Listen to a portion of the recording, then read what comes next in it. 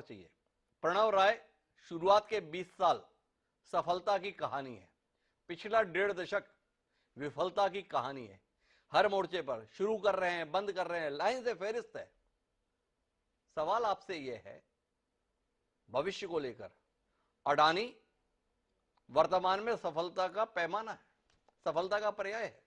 अब अडानी समूह अगर एनडीटीवी को अधिग्रहित कर रहा है तो इसे आप आने वाले समय में उम्मीद के साथ देखते हैं, या कुल मिलाकर एक पत्रकार को खत्म करने के लिए चैनल के टेक ओवर के तौर पर खड़े हैं आप? ये खत्म कर दिया जाएगा, संसार बचेगा ही नहीं, क्या देखते हैं?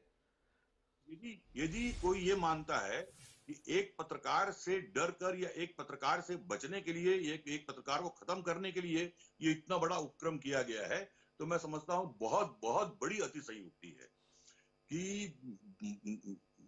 मैं इस डील को बहुत बड़ी घटना पत्रकारिता के लिए इसलिए नहीं मान रहा हूं मैं कि ये कोई नई घटना नहीं है। जब अंबानी ने बहुत बड़ा ग्रुप टेक ओवर किया था तब भी ये माना गया था कि सब कुछ खतरे में है। मैं मानता हूं कि यहाँ पर पत्रकारों के लिए जरूर चुनौती है कि इस तरह की बदली हुई परिस्थितियों में, जो लगातार बदल रही है, केवल अडानी का खरीदने की बात नहीं है, जो पूरा का पूरा पूंजीवाद मीडिया में हावी हो रहा है, उस दौरान सबसे बड़ी चुनौती पत्रकारों की है कि वो अपनी जो पक्षधरता है या अपनी जो कलम है उसको वो किस तरह से बचा के रख सके और अपना दायित्व वो बहुत बेहतर ढंग से निभा सके। ये सवाल उठा रहे हैं गिरजा जी। मुझे जाना है डॉक्टर राकेश पाठक जी के पास में, लेकिन जो विषय छेड़ा था यशवंत देशमुख ने वो पुराना ना हो जाता। मैं बादल जी आपके पास आना चाहता हूं, और यशवंत देशमुख समझना चाहते हैं और उनके द्वारा उठाए गए सवाल को मैं भी समझना चाहता हूं कि अंबानी से 400 करोड़ रुपए लिए प्रणव राय जी ने बिना ब्याज के उसे पत्रकारिता माने और उस पैसे को खरीद लिया अडानी ने, इसे पत्रकारिता पे हमला माने। कैसे माने, थोड़ा आप बताएं ना।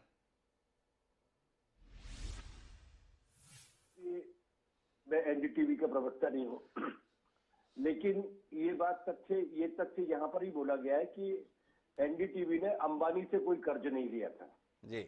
एक बात जी, उन्होंने एक संस्था से लिया था, जिस संस्था ने बाद में वो जो लोन था उसको हैंडओवर कर दिया था अंबानी जी की कंपनी को जी। लेकिन एक सिग्निफिकेंट, एक महत्वपूर्ण पक्ष आप भूल रहे हैं जी कि अंबानी ने उस 400 करोड़ के लोन के डॉक्यूमेंट्स को हाथ में लेने के बाद न तो एडिटोरियल कंट्रोल किया था, न उसके मैनेजमेंट का कंट्रोल किया था जी।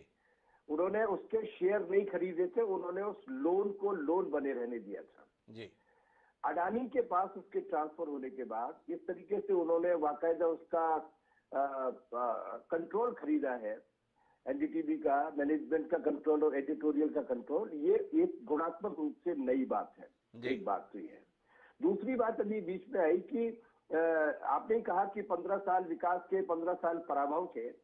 मैं ये कहना चाहता हूँ कि ऐसा मीडिया, केवल एनडीटीवी नहीं, ऐसा मीडिया जो सरकार के विपक्ष में आवाज उठाता है, मेरा मानना है कि मीडिया, सरकार अपनी कामों के प्रचार करने के लिए गजट निकालती है, अपनी तमाम सारी बुकलेट्स निकालती है, अपने संसाधनों का इस्तेमाल करती है। मीडिया का काम सरकार की जन विरोधी, संविधान विरोधी नीतियों की आलोचना करना ही है।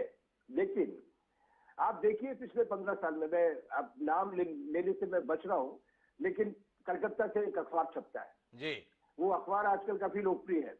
आप पिछले 8 साल में उसके सेंट्रल गवर्नमेंट के विज्ञापनों की रेवेन्यू देखिए, आप पिछले 10 साल में एनडीटीवी को मिलने वाले